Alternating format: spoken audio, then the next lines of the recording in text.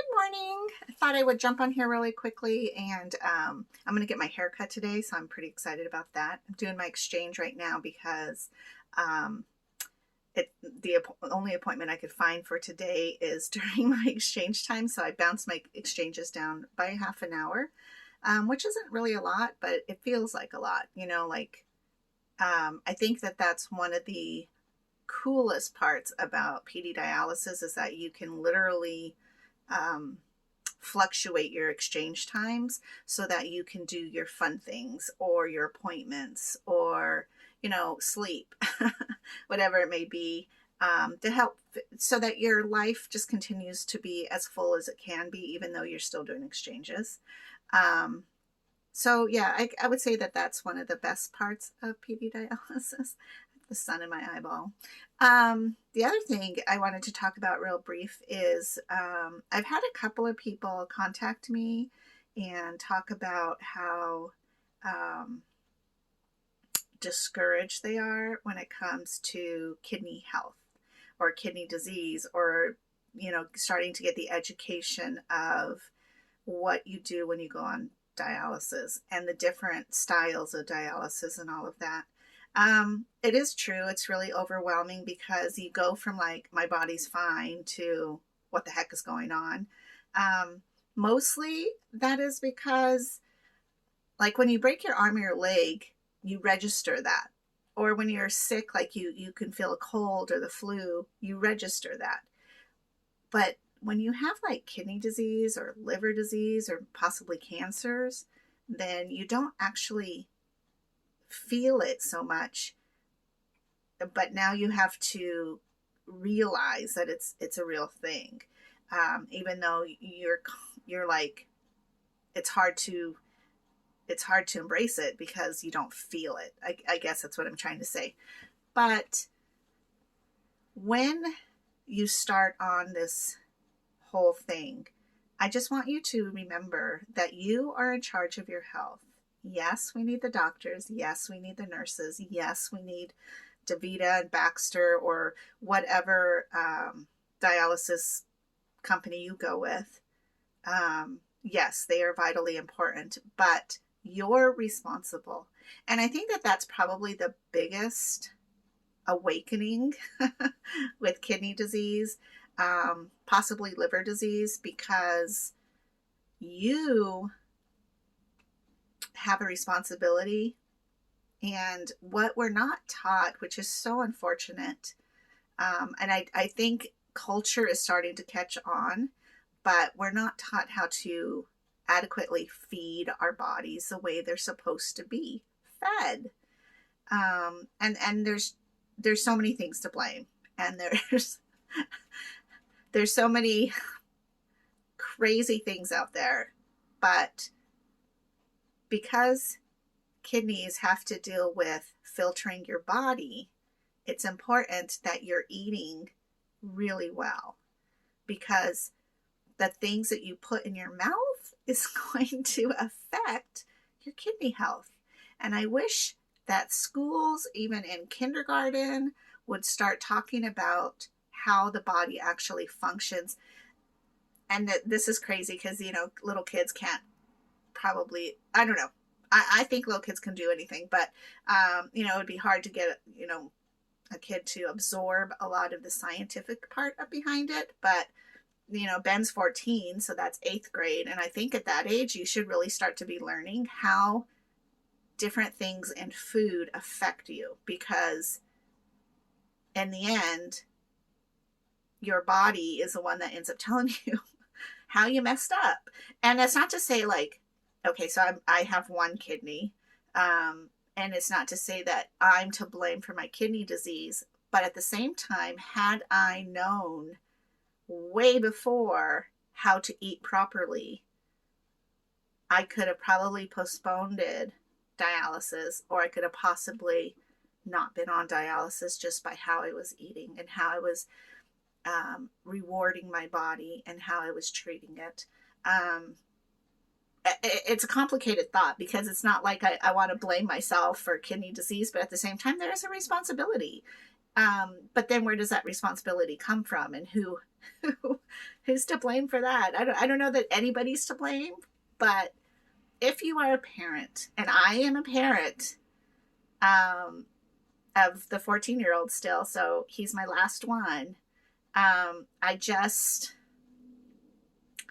think it's important that we start teaching them different ideas of how to eat, what to eat, why we're eating this, why we're not eating that anymore. And so it's so precious. Like, he doesn't even ask for Burger King or anything like that. Like, once in a while he will, just because he's super hungry. So like the other night, he had his own gig.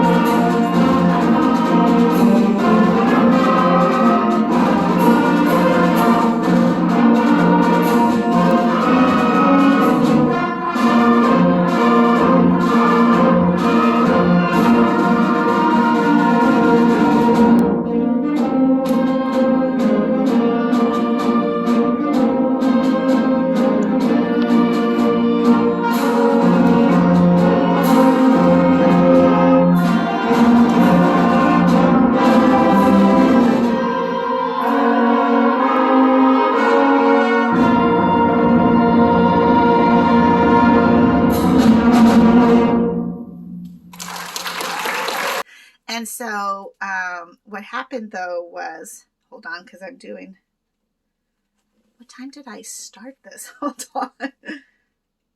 Okay, so I start talking when I'm doing my exchanges, and then I lose track of time. That's what's happening right now. That happens. So actually, it's never bad to go over your time for draining, even though like schedule wise or whatever you're doing, that might be a problem. But going under the amount of time, and I always drain for 20 minutes. It doesn't matter. Like, I don't want to be all hit and miss and stuff. So I just go for 20 minutes because I can tell that at 20 minutes I'm done. So that's where I always drain just for the 20 minutes. So I was like, oh my gosh. Anyways, so you don't want to drain less than what's coming out, because then you're putting your new stuff on top of the old stuff, and that's gross, and you don't want to do that. And I'm pretty sure you could probably, I don't know if you can get peritonitis from doing that. I would imagine, because you want to get the toxins out and not have it like stew. Ugh. Anyways, sorry, tangent, squirrel, whatever you want to call it. Do I have ADD? Possibly. Okay, so let me take this sweatshirt off because it is now getting warm. Tucson is at 32 right now, but sitting in my bedroom with the sun here, it's warmish, so I get hot. But when I go into the living room, I get kind of chilly, so I put on all my sweatshirts. Anyways, oh, I look tired. So, okay, so he had his own gig. And so afterwards, we were going to see Dawn's gig. And so he was like, I'm so hungry. And I'm like, I know, we're just going to have to eat we're just going to have to eat at the grill because I didn't have enough time. What happened? Oh, here it is. I had to pick him up at a certain time, which he told me to. So I was there, but he was wrong in the time. So I ended up sitting there for almost 45 minutes waiting for him to come. That was, that's a little bit difficult on dialysis because you want to stay on schedule as much as possible, even though you do have that fluctuation. So the negative is like I drained later than I needed to, but the positive is that I can drain later. So you can be a stickler, like it's this and this and this and this. And I encourage like the first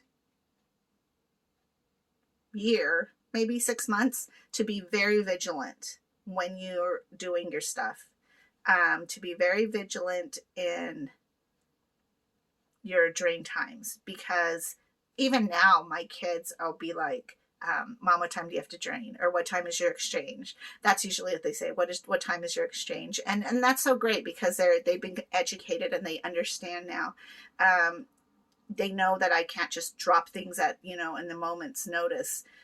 Can I? Technically I can, but every time you disconnect and connect, that's another percent of maybe getting peritonitis or getting a bacterial infection. So you really want to stay sterile, of course, and then continue to do your things like you're supposed to so that you're not skipping steps on accident.